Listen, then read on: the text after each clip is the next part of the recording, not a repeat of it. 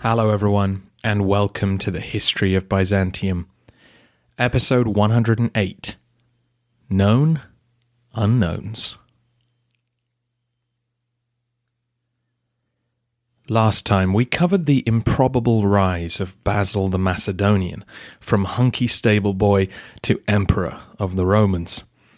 Whether he charmed or connived his way up the ladder, surely he never dreamt of being the Vasilevs. We don't know if Michael meant him to be an active partner on the throne or if he was just there to help rear the next generation. It's irrelevant now. Michael is dead, and 35-year-old Basil is sole emperor.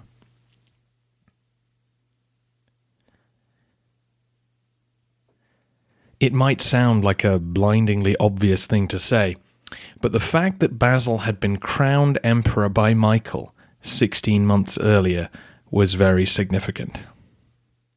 I say that because Basil killing Michael III feels an awful lot like when Michael II killed Leo the Armenian. As you no doubt recall, that nasty business set off a civil war which consumed the empire for 3 years. And part of what fueled Thomas the Slav was the knowledge that Michael of Amorium was no more royal than he was. Basil was from even lowlier stock than Michael, who had been mocked for being well acquainted with farm work. And yet, the Hagia Sophia was full the day that Basil was crowned. Men had acclaimed him and thus sworn loyalty to their new sovereign. As news filtered out that Michael was dead, most likely at Basil's hand, what were men to think? If the rumours were true, could they overthrow the Macedonian on the grounds that killing your co-emperor was, wrong? The emperor presumably put it about that Michael was unfit to rule and had threatened his life, etc., etc. So it wasn't really about right or wrong, it was about whether there was an alternative candidate and whether anyone would support him. And no one came forward. The government had been run by Theodora and Theoctistus for a decade, then Bardas for another, all members of Michael's family. And 1 or 2 key allies of Bardas's had been purged along with the general, so there didn't seem to be anyone standing to object to Basil's coup. We should also assume that Basil had gone around pressing the flesh during his years in the palace. Once he was Michael's chamberlain, he would have met all the great and the good, and if they frowned at this peasant upstart, he presumably laughed it off and shook their hands even harder. We have no reports of further purges or uprisings against the new regime. Basil got to the key men and secured their support. And what about key women? The Empress Eudocia Decapolis was sent back to her family, but the other Empress, Eudocia Ingarina, stayed right where she was and continued, as far as we know, to be a happy matriarch of the imperial family. So if she was horrified by her fake husband murdering her real lover, she seems to have kept it quiet. As I mentioned last week, it's impossible to know the truth, so either she got over her discomfort with the situation and became Basil's actual wife from now on, or she continued her already regular marriage, or perhaps she even patted her husband on the shoulder, pleased he'd carried out the plan that she was fully in on. Whichever way things played out, she would bear Basil several more children over the coming years. Just because there was no official opposition, though, doesn't mean that men approved of Basil's actions. Given what happens later, it seems likely that the aristocracy held their noses at this turn of events and bided their time. We can also assume that the clergy were shocked to hear how Basil had become sole emperor, but no one stood up and denounced him. The emperor knew, though, that he needed to wash this stain off and fast. So his first act as sole ruler was to sack Photius as patriarch, reinstall his predecessor Ignatius, and ask the Pope to forgive the recent squabbles and reunite the churches. This was a smart move in theory. Photius had been close to Bardus, and so was a likely candidate to stir up trouble. And by restoring Ignatius, Basil pleased the rigorists in the church, who would naturally be the ones most appalled by an emperor committing murder. The appeal to the Pope also gave Basil the chance to be hailed for bringing peace to the church and have his legitimacy stamped with Rome's approval. In case you've forgotten, 2 episodes ago I covered the testy falling out between Photius and Pope Nicholas over various issues, including a jurisdictional dispute over the new Bulgarian church. Basil's request for help landed on the desk of the new pope, Hadrian II. Nicholas passed away 2 months after Michael. Hadrian duly sent delegates to represent him at an ecumenical council, which was held in Constantinople in 869. Great care was taken to demonstrate that the Eastern patriarchs, Antioch, Jerusalem, and Alexandria, were properly represented. This was in part a Byzantine concern to put the Pope in his proper place as one of the 5 patriarchs, rather than as number 1. But presumably Basil was also concerned to make sure the council had legitimacy and force, so his regime could be further supported. The council met for several months and took time to thoroughly condemn iconoclasm, as well as anathemize Photius. The papacy seemed to have won an important victory when the Byzantines agreed to repudiate all decisions made by Photius during his time in office. This was a slap in the face to the government of Constantinople, and also an administrative headache, as the Patriarch had been making decisions and appointments for 9 years. But Basil wanted the churches reunited, so did Ignatius, and so it was agreed. But the papacy were then taken aback when representatives arrived from Boris, the Khan of Bulgaria. As you may remember, Boris had accepted Latin priests into his country when the Byzantines proved less than helpful with his country's transformation to Christianity. But what Boris was really after was an independent patriarch. He didn't mind if this man was appointed by Rome or Constantinople, but he wanted him to be the independent head of the Bulgarian church. Boris knew that once this man was living next door in Pliska, he would be able to control him. But while his church was directed from another capital, he felt insecure. Despite repeated polite requests, Hadrian refused to give him an archbishop of his own. So his delegates arrived during the council to ask for an answer to the question, whose jurisdiction did the church fall under, Rome's or Constantinople's? The council was packed with Byzantine and Eastern bishops who had no doubt that the correct answer was New Rome. The papal delegates weren't in a strong position to disagree, having just got everything that they'd wanted. And so with this clever manoeuvring, Boris got the answer he was looking for. Basil was pleased to be able to send Greek clergy back to Bulgaria, but he conceded and sent the Bulgars their own independent archbishop. These negotiations take us to the middle of 870. But in those 3 years, Basil had kept his military busy. Naturally, he was concerned to win some victories to bolster his position, but he didn't chase easy glory.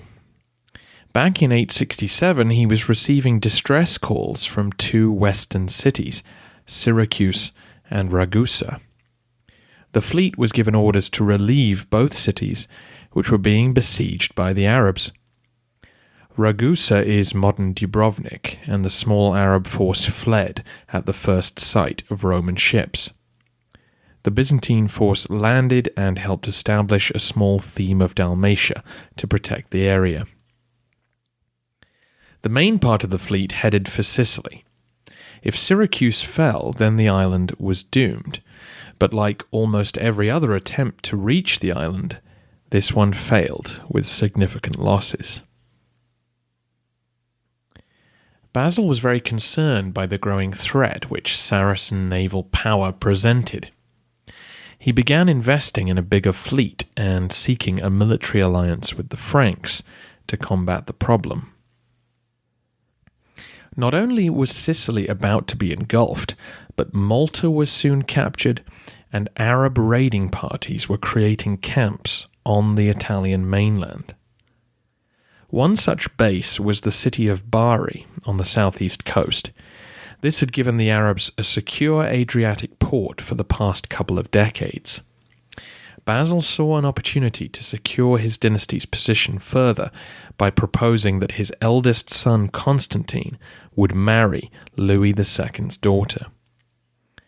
Ironically, though, renewed Byzantine interest in Italy scared the Franks off, and they rebuffed the offer of help and retook Bari themselves. Basil wasn't deterred, though. He would continue to invest in the security of the West.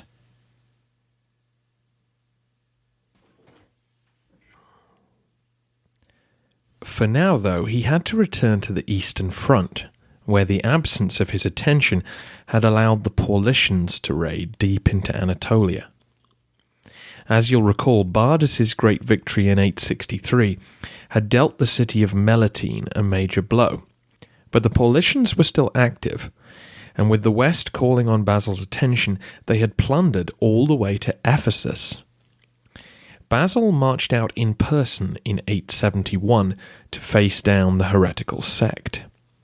It's a sign of how confident he was in the loyalty of the army that he was able to do this just 4 years after killing Michael. The campaign was not as successful as he would have liked. He tried to zero in on the Paulician stronghold of Tefriki by capturing neighbouring forts and setting up a siege.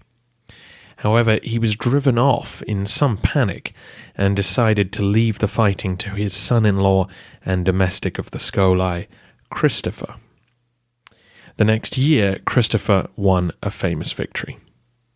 The new Paulician leader, known to the Romans as Golden Hand, was on the move in Anatolia again. Christopher's troops shadowed him carefully. One night, the Paulicians made camp at the foot of some hills near Dasimon, the same spot where Theophilus was defeated by the Turkish horse archers. Christopher sent detachments of the Armenia Khan and the theme of Charsianum to spy on them, while he blocked the road back to Tefriki.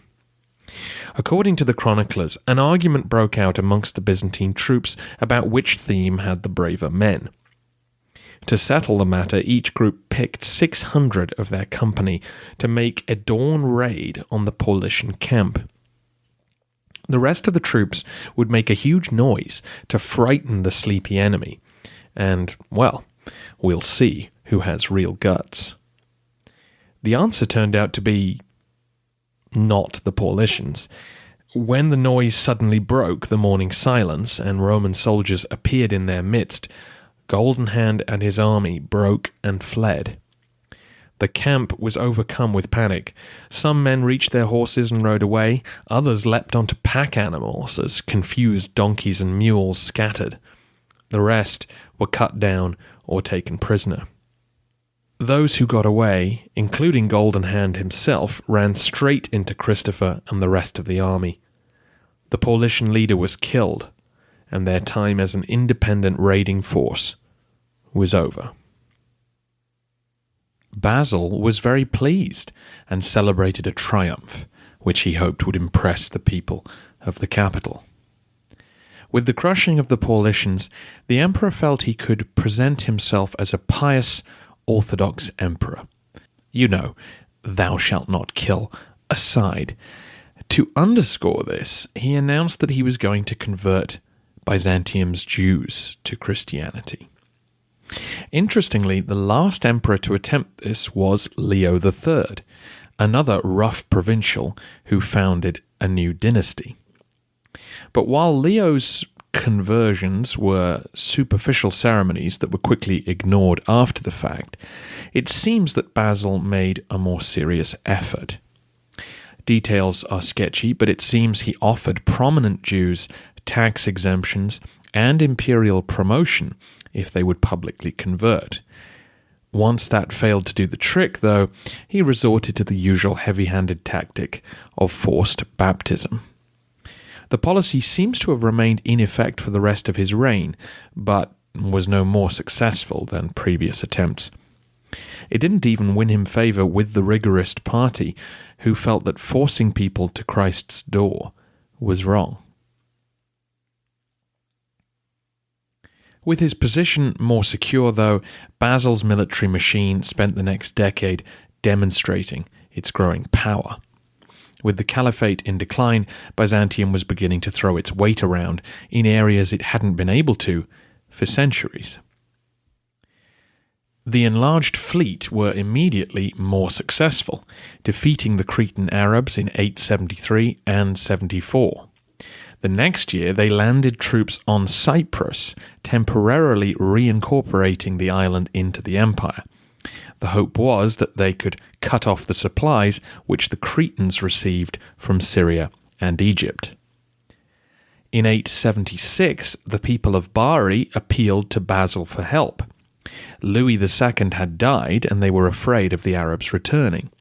A Byzantine garrison was installed, and Basil began making plans to enlarge his forces on the Italian mainland. On the eastern front, the Vasilevs campaigned in person in 878 as his army raided the lands around Melitene. More significantly, though, another detachment captured Lulon, the fort near the Cilician gates, which held the first beacon in the early warning system. You may remember that the Caliph al-Ma'mun had taken it in the early 830s during his wars with Theophilus.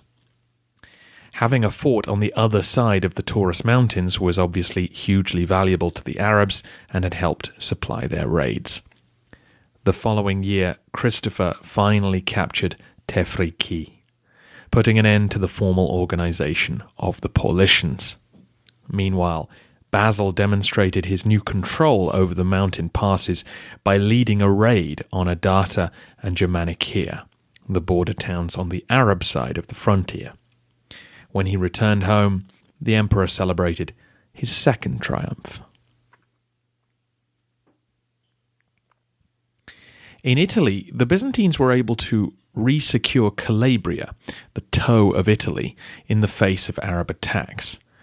The fear was that the Muslim raiders would conquer the area once they'd secured Sicily, which we'll get to in a moment. The fleet won an important victory in the Tyrrhenian Sea, establishing their presence there, and then Christopher's best sub-commander hunted down the Arabs on the mainland, one hill fort at a time.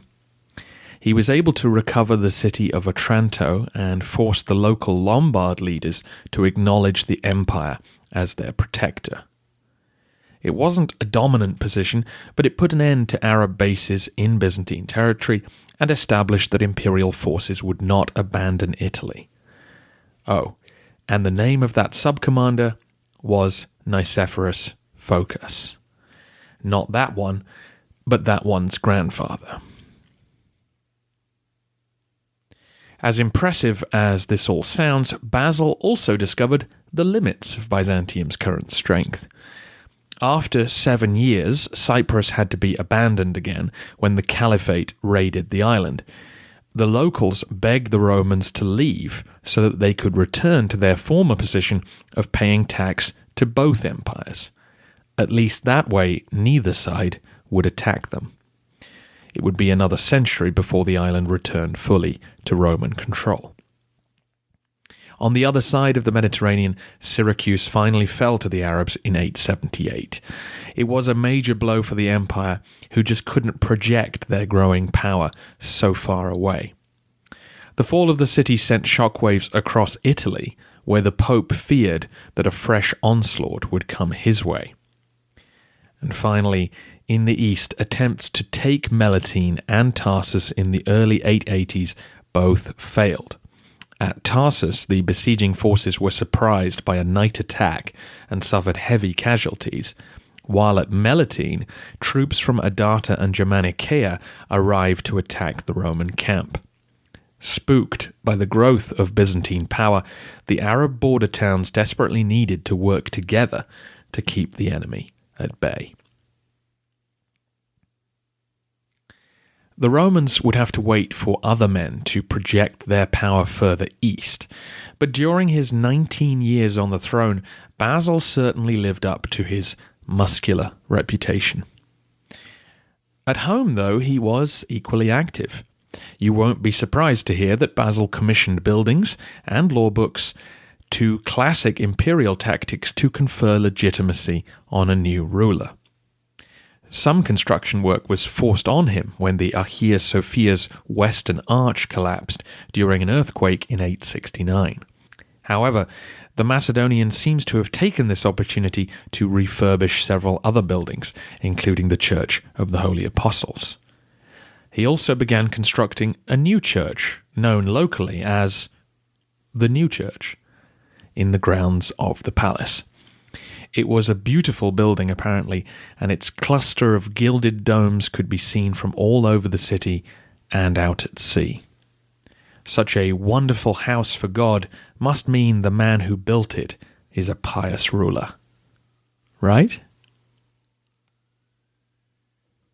We'll talk more about the law books next time, as they were not published in full until the reign of Basil's son Leo. However, it's interesting again to note the connection with Leo III, who was the last emperor to release a new law book, his iconoclastic-influenced Ecloï.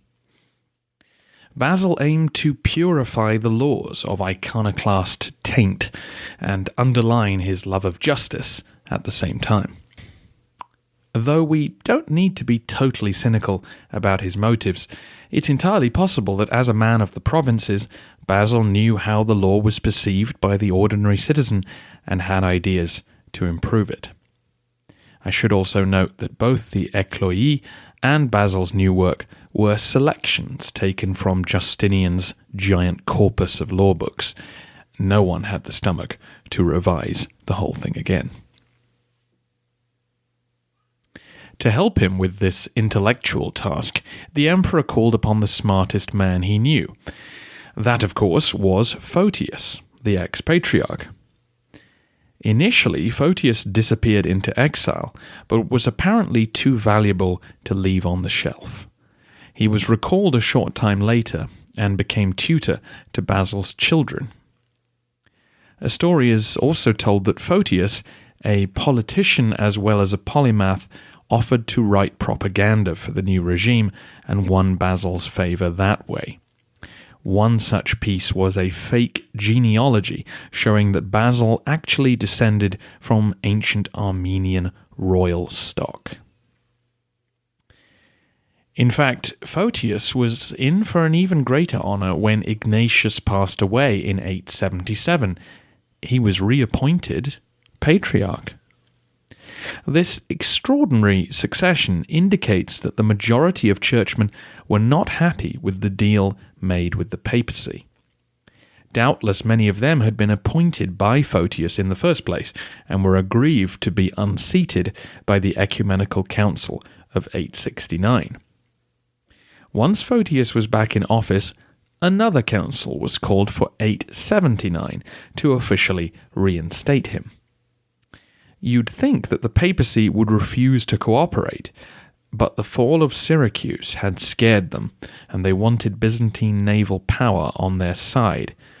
So Pope John VIII offered conciliatory terms. he would accept Photius's return if the patriarch made a formal apology for his past actions and if Bulgaria was returned to Rome's jurisdiction.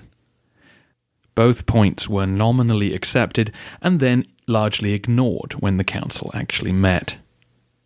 Photius also went ahead and condemned the Western additions to the Nicene Creed again.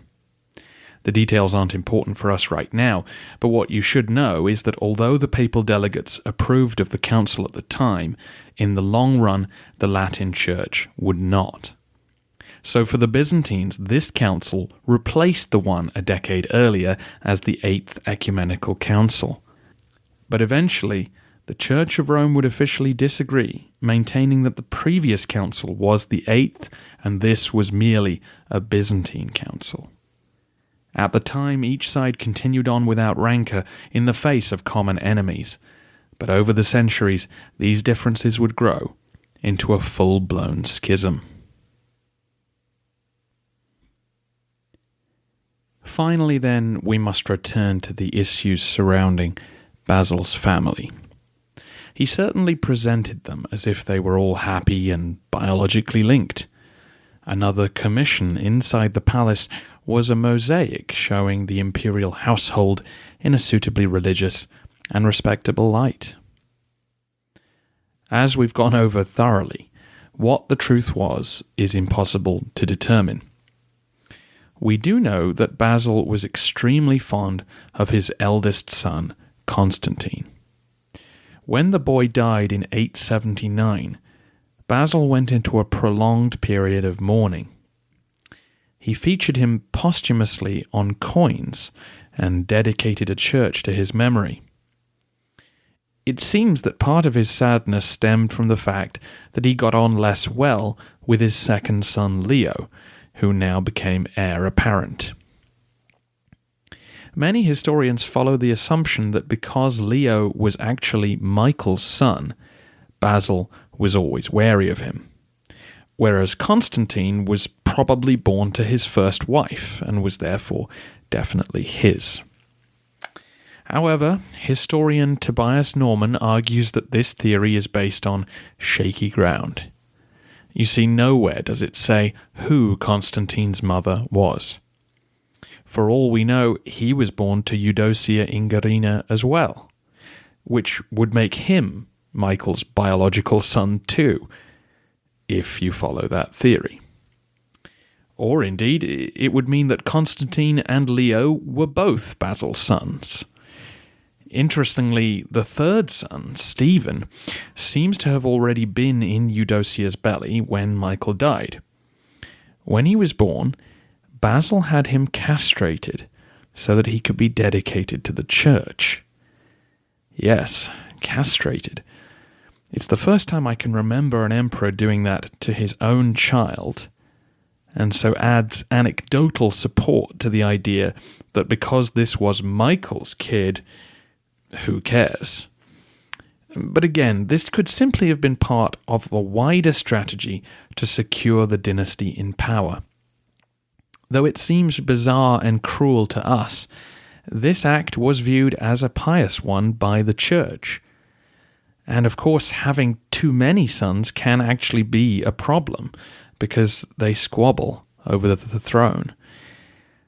Still, when a fourth boy appeared, Alexander, unquestionably Basil's child, the boy was not harmed. It can be fun to speculate, but as Tobias Norman says, the stated reasons for Basil and Leo falling out are entirely plausible for a father and son. In fact, they are entirely predictable to our ears. In 882, Leo turned 16, and his parents arranged a marriage for him. His mother chose a relative of hers called Theophano, who was apparently deeply religious. Leo was not impressed at all, but went ahead and married her. Soon afterwards, Eudocia passed away, and tension between father and son flared up in her absence. News reached Basil that Leo had been seen with the daughter of one of his advisors, Zoe Zautzina. No one knew better than Basil the damage that such affairs could do to an emperor's reputation. It was only 3 years since he'd lost Constantine, and he wasn't going to have his plans spoiled by his second son's hormones. Flying into a fury, Basil called his son into his presence and beat him up. Presumably, Leo answered back, and soon there was blood on the palace floor. The emperor then married Zoe off to someone else. This acrimony is entirely familiar to us from the marriages of Michael III and Constantine VI. No one wants to be forced to marry someone they don't like, but when you know you will soon be emperor in your own right, it must be particularly galling to have your hand forced. A little pop psychology also sees a clash of personalities between man's man Basil and his bookish son. Raised in the palace, educated by Photius, and not taken on campaign as Constantine was, Leo would become the first emperor in a long time to never go to war in person.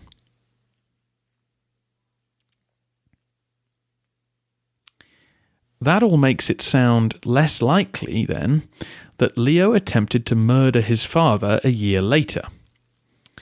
The accounts are confused, but Leo was arrested on suspicion of treason and placed under house arrest. Some of his friends were exiled for their part in the supposed coup, and Basil apparently had to be talked out of further punishing his son. Instead, he just left him to sit in his apartments for 2 years. By 886, however, pressure was building on Basil. It seems he'd been ill and not attending public events, and with Leo absent as well, the court was becoming anxious about the succession. You can imagine their fears given what happened the last time there was a change at the top. That spring, a conspiracy came to light led by one of the commanders of the Tachmata, and apparently with the backing of dozens and dozens of noblemen. If true, the fact that so many men were willing to support a usurpation suggests that Basil never really had washed away his initial sin. Reluctantly, he ordered Leo to be released and restored to his position as heir to the throne. It's fitting that in a life filled with unanswered questions, Basil's death should be equally murky. The official story is that only a month or so after releasing Leo, he was wounded by a stag while out on a hunt and died of his wounds a few days later, Robert Baratheon style. The obvious suspicion is that foul play was involved and that Leo wasn't going to risk being disinherited again. The fact that Zoe's father, Stylianos Zaoutzes, was on the hunt and would then go on to serve Leo as chief advisor has raised eyebrows. However it happened, Basil the Macedonian was dead. He was about 54 years old and had led the empire well for 19 years. I don't think there's ever been a less likely Byzantine emperor than Basil the Macedonian. At least Justin was a member of the imperial bodyguard and an experienced soldier, even if he too was an illiterate country boy. As far as we know, Basil entered the palace with no experience of government at all, and the fact that he rose so high and stayed on the throne for so long is a testament to his will and ability to adapt. Byzantium's growing prosperity and strength helped, of course. New sailors, buildings, and law books all cost money, and the growing population provided the revenue to support these projects. Still, his constructions were praised, his armies were victorious, and he left a capable son on the throne. What more can we ask for? I think the frustration with Basil is just how little we really know. It would have been more fun to paint him as a conniving villain who would have done anything for power. But life is not that simple.